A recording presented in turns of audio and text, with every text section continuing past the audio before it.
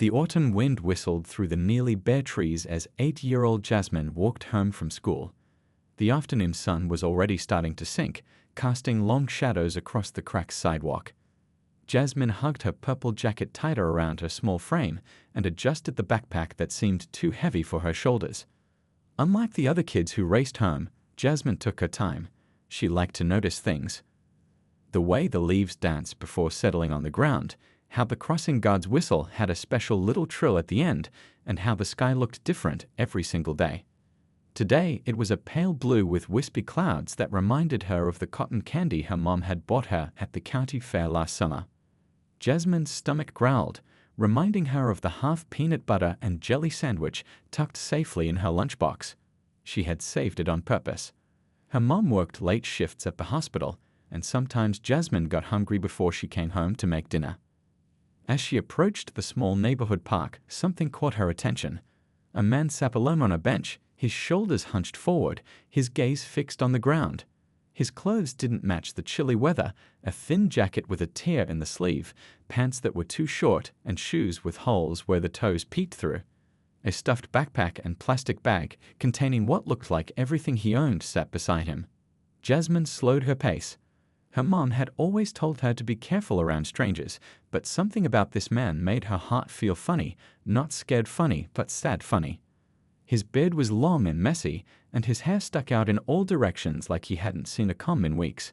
But it was his eyes that made Jasmine stop completely. They looked empty, like someone had taken all the hope out of them. The man's hands, red and rough from the cold, trembled slightly as he rubbed them together for warmth. He didn't notice the little girl watching him, didn't see the way her eyebrows pulled together as she thought hard about something. Without really deciding to do it, Jasmine changed direction. Her sneakers crunched on the fallen leaves as she approached the bench. When she was about 5 steps away, the man finally looked up. Surprise flashed across his weathered face, followed quickly by something that looked like shame. He straightened his posture and tried to smooth down his wild hair. "Excuse me, sir," Jasmine said, her voice small but steady. The man blinked a few times, like he wasn't sure she was really talking to him. "Yes," he answered, his voice scratchy from not being used much. Jasmine unzipped her backpack and pulled out her lunchbox. Her fingers worked quickly at the clasp, and then she was holding out half a sandwich wrapped in plastic. "Would you like my sandwich?" "I already ate half at lunch, and I'm not really hungry anymore," she lied, even as her stomach silently protested. The man stared at the offering, then at the little girl's face. His eyes, which had seemed so dull just moments before, suddenly glistened with tears. "You're giving this to me?" he asked, as if no one had offered him anything in a very long time. Jasmine nodded, pushing the sandwich a little closer to him. "It's peanut butter and jelly. My mom cuts the crusts off because I don't like them." With shaking hands, the man accepted the sandwich. Their fingers didn't touch, but something passed between them, a connection that needed no words. "Thank you," he whispered, clutching the sandwich like it was made of gold. "Thank you, little one." A warm feeling spread through Jasmine's chest, making her smile. "You're welcome," she replied simply. She watched as the man carefully unwrapped the sandwich, treating it with such care that you'd think it was a 5-course meal at a fancy restaurant. When he took the first bite, he closed his eyes, savoring it. Jasmine's stomach growled again, but somehow she didn't feel hungry anymore. "God bless you," the man said softly. Jasmine waved goodbye and continued her walk home, her lunchbox light up but her heart somehow fuller. She didn't think what she'd done was anything special. She was just being nice to someone who looked sad and hungry. She had no idea that her small act of kindness had been witnessed, or that tomorrow, everything would change because of a half-eaten peanut butter and jelly sandwich. Mrs. Harriet Thompson stood at her third-floor apartment window, watering the row of potted geraniums that brought a splash of color to her otherwise plain living room. At 72, her days had a comfortable rhythm to them. Morning coffee with the newspaper, afternoon tea while watching her shows, and evening hours spent by the window, keeping an eye on the neighborhood that had been her home for over 40 years. Today, as she tilted her watering can over the last plant, something in the park across the street caught her attention. A little girl in a purple jacket had stopped near the bench where that poor homeless fellow usually sat. Mrs. Thompson had noticed him appearing about 3 weeks ago, his presence causing some of the neighborhood parents to steer their children to the playground on the other side of the park. She set down her watering can and adjusted her glasses for a better look. The girl was small, couldn't be more than 8 or 9, with dark skin and hair pulled back in neat braids with colorful beads that caught the afternoon sunlight.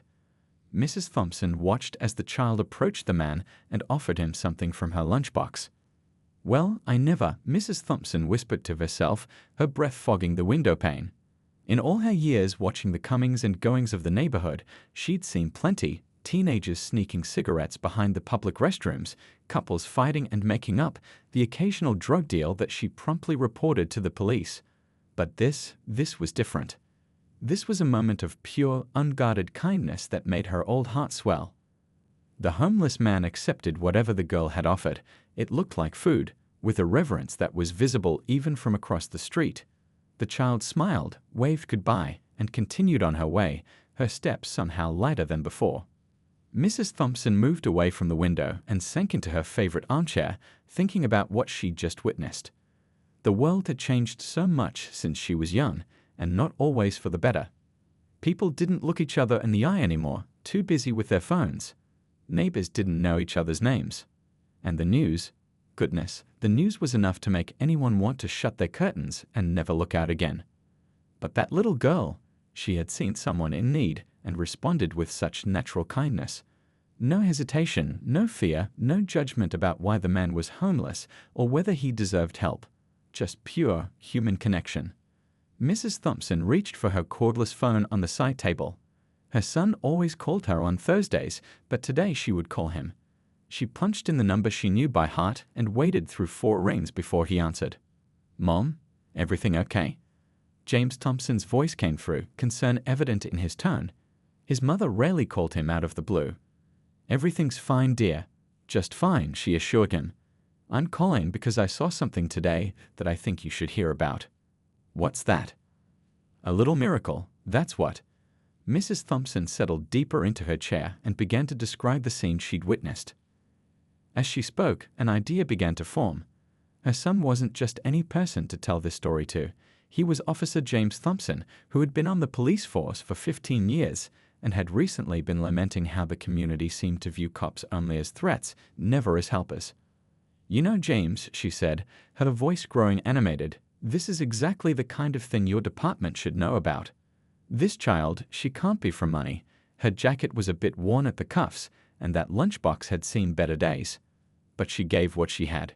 In today's world, with all its problems and divisions, isn't that something worth recognizing?" There was silence on the other end of the line for a moment. Then James spoke, his voice thoughtful. "You know what, Mom? You might be onto something there. We've been looking for ways to build bridges with the community.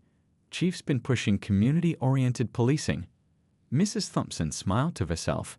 Her son was a good man with a good heart. And sometimes all it took was one small story to spark something bigger. "Tell me more about this girl," he said. "Do you think you'd recognize her if you saw her again?"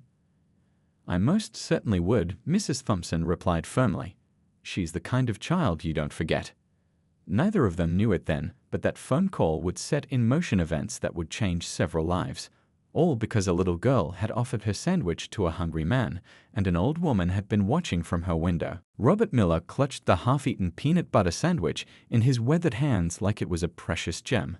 He watched the little girl's purple jacket disappear around the corner before he took another small bite, trying to make the unexpected gift last as long as possible.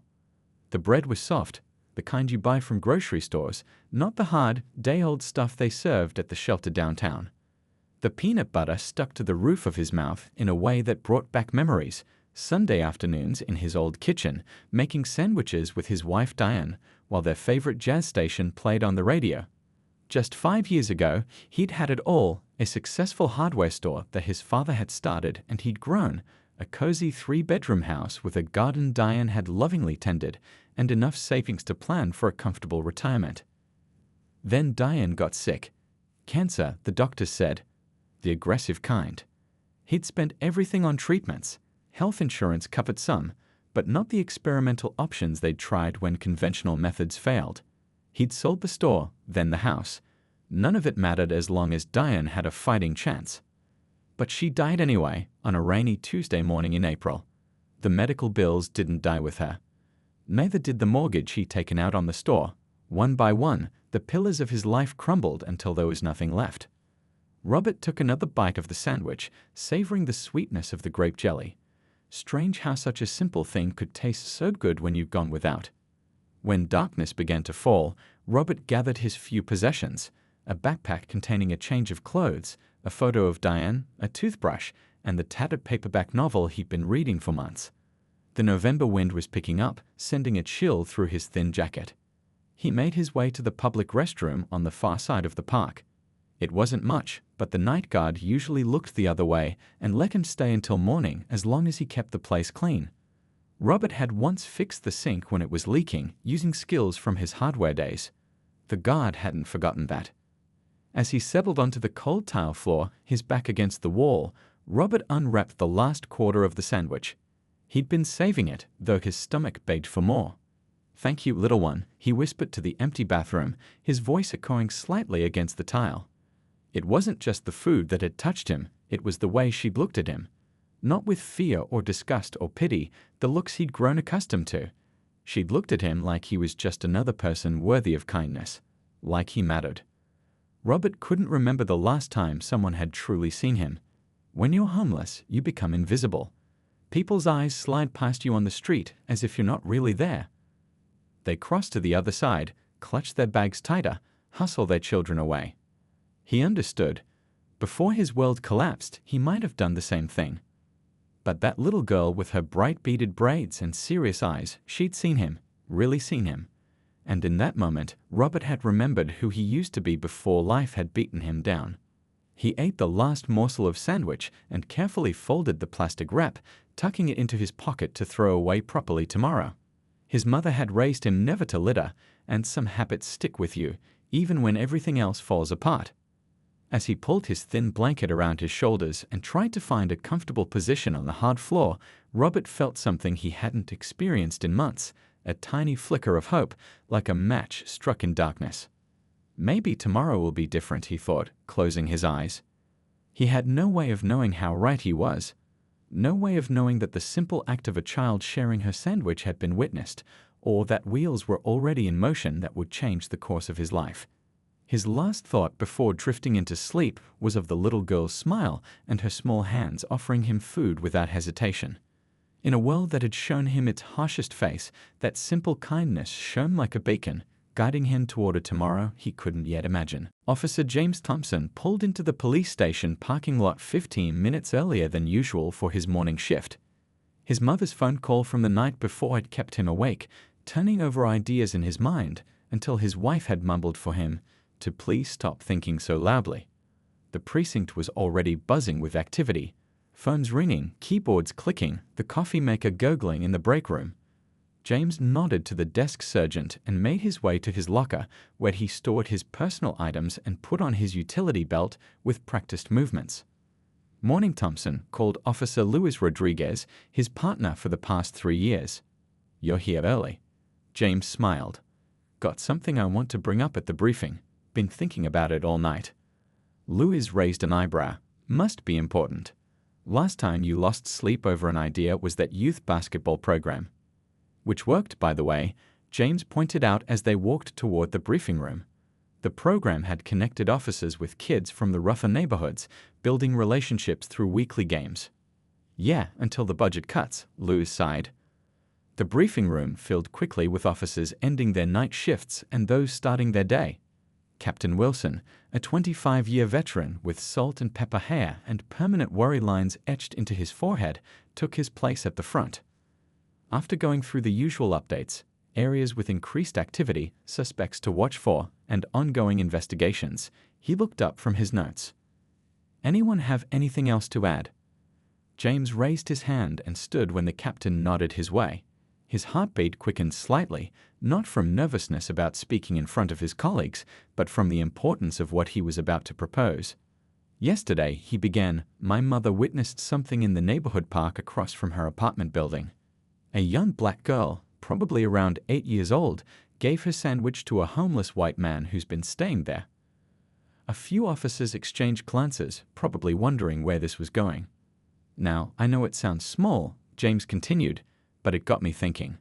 We spend so much time responding to the worst in people, the fights, the thefts, the violence. What if we also responded to the best in people? The room was quiet now, all eyes on him. We've been talking for months about improving community relations, about how people see us as threats instead of protectors.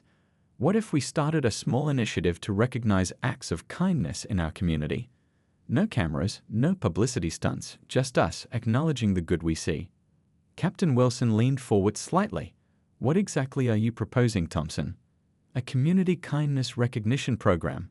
Simple, low cost. When we witness or hear about genuine acts of kindness, we follow up. Maybe give a certificate, a small gift card donated by local businesses. For kids, maybe a stuffed animal or something. Officer Chen from the Community Outreach Division spoke up. I like it. Puts us in the community in a positive way. Might seem soft to some, said Sergeant Brooks from the back of the room, but it's smart policing. Building goodwill pays off when we need community cooperation. Captain Wilson scratched his chin thoughtfully. Budget's tight. I thought about that, James said quickly.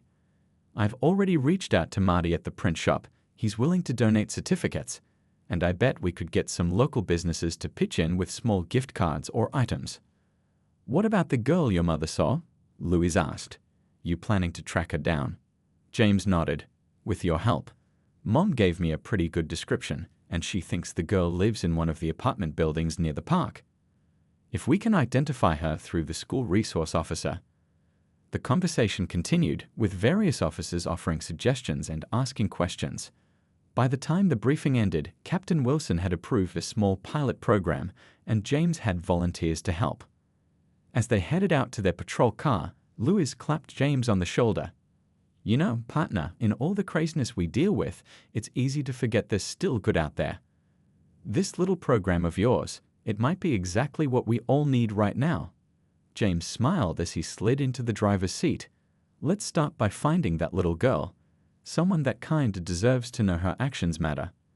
Neither of them could have predicted just how far the ripples from this small initiative would spread, or how many lives would be touched because one child had shared her sandwich and one elderly woman had been watching from her window. Tanya Walker's feet ached as she unlocked the door to the small two-bedroom apartment she shared with her daughter. Working double shifts at Pine Grove Care Center wasn't easy, but as a single mom and a nurse's aide, she did what she had to do to keep food on the table and a roof over their heads. Jasmine, honey, I'm home, she called out, setting down her purse and the bag of groceries she'd picked up on the way. Did you finish your homework? Jasmine appeared from her bedroom, math workbook in hand. Almost done, Mama. I just have 3 more problems. Tanya smiled tiredly at her daughter. 8 years old and already so responsible. Sometimes she worried that Jasmine was growing up too fast, taking on too much for a child her age. But they were a team, the two of them against the world, since Jasmine's father had walked out 4 years ago. Let me put these groceries away, and then I'll help you, Tanya said, heading to their small kitchen. Jasmine followed, chattering about her day of school, the gold star she'd earned on her spelling test, the funny story her teacher had read at lunch, the new girl who had joined their class and seemed shy. Tanya listened, asking questions in all the right places while unpacking a loaf of bread, a jar of peanut butter, and the other basics that would get them through the week. She noticed that Jasmine didn't mention her sandwich, but thought nothing of it. Kids forgot things all the time. After we finish your homework, how about we make spaghetti for dinner? Tanya suggested, knowing it was Jasmine's favorite. Before Jasmine could answer, there was a knock at the door, 3 firm raps that made both of them jump. They weren't expecting visitors, and door-to-door salespeople rarely made it past the building's security door. Who could that be? Tanya wondered aloud, a hint of worry creeping into her voice. Bill collectors sometimes came in person when you ignored their calls long enough, but Tanya had been careful to at least make the minimum payments, even when it meant cutting corners elsewhere. She peered through the peephole and felt her stomach drop. 2 police officers stood in the hallway. A tall black man and a shorter Hispanic man. Both wore the serious expressions that police always seem to have. "Stay in the kitchen, Jasmine," Tanya whispered, straightening her scrubs and trying to calm her suddenly racing heart. In her experience, police at your door rarely meant anything good, especially for folks who looked like them. She opened the door just wide enough to show her face. "Can I help you, officers?" she asked, trying to keep her voice steady. The taller officer smiled, which wasn't what Tanya expected. "Ms. Walker, I'm Officer Thompson, and this is Officer Rodriguez. We're looking for Jasmine Walker. Is she home?" Tanya's protective instincts flared. "My daughter? Why, she's only 8 years old. Whatever you think she did." "Oh no, ma'am," Officer Rodriguez interrupted gently. "Jasmine's not in any trouble. Quite the opposite, actually." Tanya's grip on the door loosened slightly, confusion replacing fear. "I don't understand." Officer Thompson held up a small gift bag decorated with colorful tissue paper. "We have something for Jasmine." "A recognition of sorts. May we come in for just a few minutes to explain?"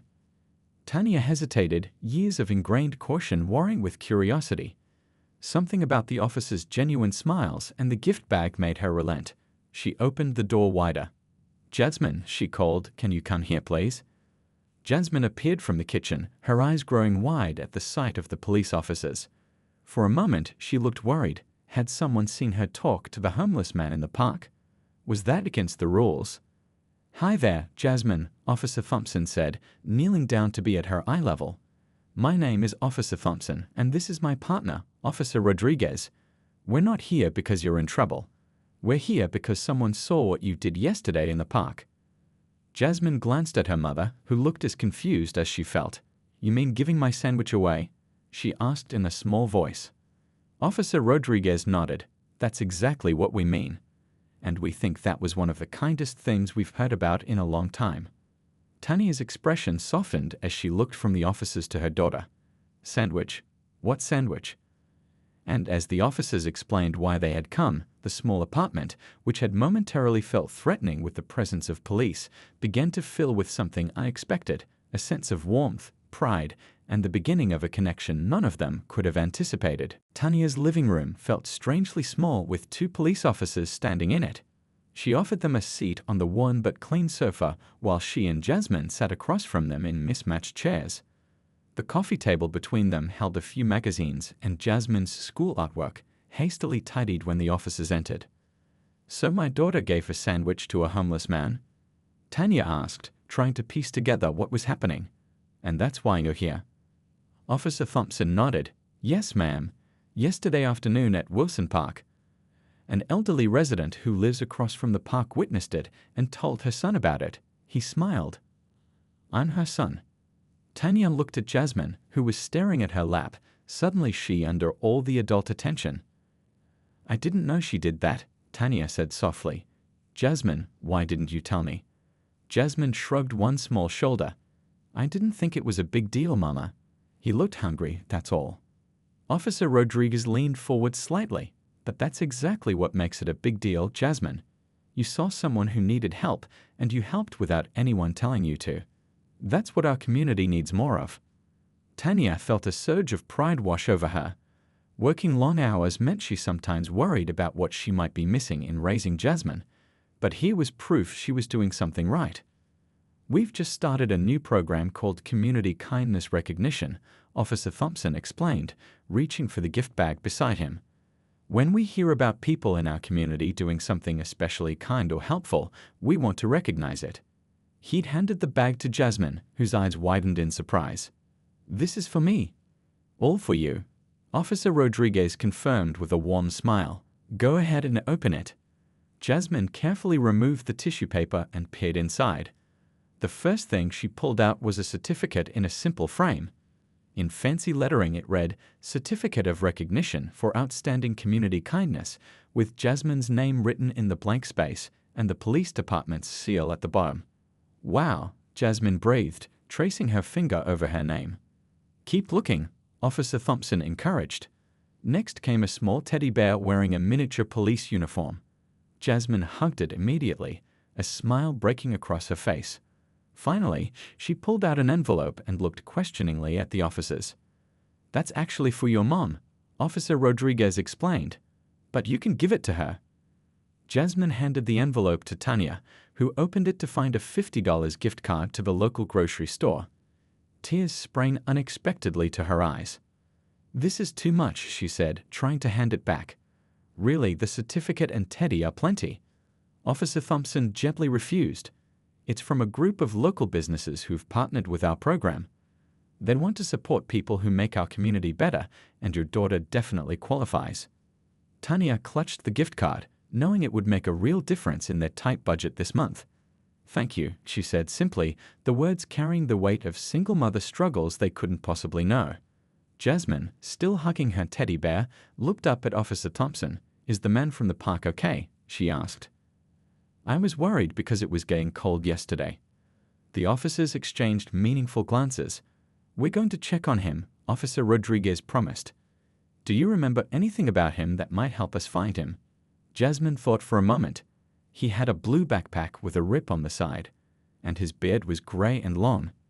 "Oh, and he said, 'God bless you,' when I gave him my sandwich." Officer Thompson nodded, making mental notes. "That helps a lot, thank you." As the conversation continued, Tanya noticed a change in the atmosphere. The tension she'd felt when first seeing police at her door had completely vanished. Instead, there was a connection forming. These weren't just officers doing a job. They were people who cared about her daughter's simple act of kindness.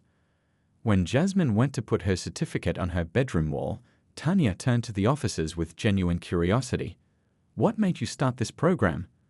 "I mean, the police usually have bigger things to worry about than a kid sharing a sandwich." Officer Thompson's answer would reveal how a small moment of kindness could spark a change much bigger than a sandwich, a teddy bear, or even a gift card. A change that was just beginning to unfold in their community. The morning after visiting Jasmine's apartment, Officers Thompson and Rodriguez returned to Wilson Park. The November air was crisp, and their breath made small clouds as they scanned the area for the homeless man with the blue backpack. They found Robert Miller on the same bench where Jasmine had offered him her sandwich, his possessions packed beside him as if ready to move on. "Excuse me, sir," Officer Thompson said gently, approaching with care not to startle him. "My name is Officer Thompson, and this is Officer Rodriguez. We'd like to talk with you for a moment, if that's okay." Robert tensed visibly, eyes darting between the officers and possible escape routes. People in his situation rarely had positive experiences with police. "You're not in trouble," Officer Rodriguez added quickly. "Actually, we're here because of a little girl and a peanut butter sandwich." Robert's face changed immediately, the wariness replaced by surprise. "You know about that?" Over the next hour, a conversation unfolded that would change Robert's life. The officers learned he was a Vietnam veteran who'd owned a hardware store before a series of tragedies left him homeless. They discovered he had skills, knowledge, and a desire to rebuild his life, but no path to do so. By that afternoon, they'd connected Robert with a social worker who specialized in veteran services. By the end of the week, he had temporary housing in a program for homeless veterans. And within a month, he was receiving the medical care, counseling, and benefits he'd been entitled to but hadn't known how to access. Meanwhile, the Community Kindness Recognition Program was growing. What had started with Jasmine expanded as officers began noticing and acknowledging other small acts of kindness throughout the city. There was the teenage boy who helped an elderly woman carry her groceries up 3 flights of stairs every Tuesday. The middle-aged man who fixed bicycles for neighborhood kids for free. The school cafeteria worker who secretly paid for lunches when children forgot their money. Each recognition created connections between police and citizens, between neighbors who hadn't spoken before, between people who might otherwise have remained strangers. 3 months after Jasmine gave away her sandwich, something remarkable happened at the community center. The city's mayor, impressed by the program's impact, organized a special event to highlight its success. Jasmine and Tanya arrived to find the room filled with people whose lives had been touched by what had become known simply as the Kindness Initiative. Robert Miller was there, looking almost unrecognizable with his trimmed beard, clean clothes, and the spark of hope that now lived in his eyes. He was working part-time at a local hardware store, his knowledge of tools and home repair making him a valuable employee despite his gap in employment. When he saw Jasmine enter, he walked over slowly, stopping a respectful distance from her and Tanya. "You probably don't remember me," he said softly.